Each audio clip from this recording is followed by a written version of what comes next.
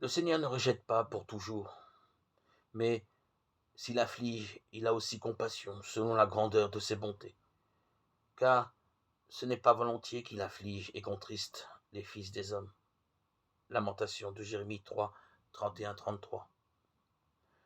La Bible nous raconte l'histoire triste d'abord, belle ensuite, de Naomi, qui, avec son mari et ses deux fils, était allée dans un autre pays pour fuir la famine qui sévissait en Israël. Oubliant que Dieu pouvait pourvoir aux besoins de son peuple, là ses fils se sont mariés, puis son mari et ses deux fils sont morts. Brisée et humiliée, pleine d'amertume, elle revient alors chez elle, reconnaissant que l'Éternel, le Tout-Puissant, avait dû l'affliger, même sans avoir connu tous ses malheurs. Retrouvons-nous, oui ou non, en Naomi? C'est tellement facile de s'appesantir sur le passé au lieu d'assumer les conséquences de nos choix, n'est-ce pas?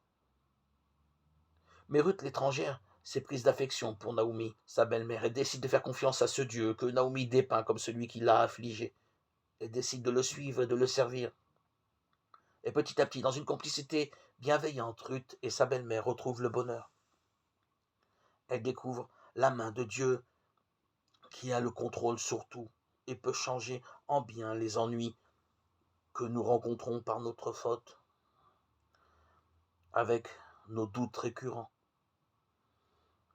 Nous avons peut-être du mal à nous retrouver en Ruth. Et pourtant, cette foi simple et entière qu'elle décide de mettre dans le Dieu souverain débouche sur une nouvelle vie, car le Dieu qu'elle suit désormais est un Dieu d'amour qui n'abandonne pas ceux qui se confient en lui, qui les sauve et les délivre.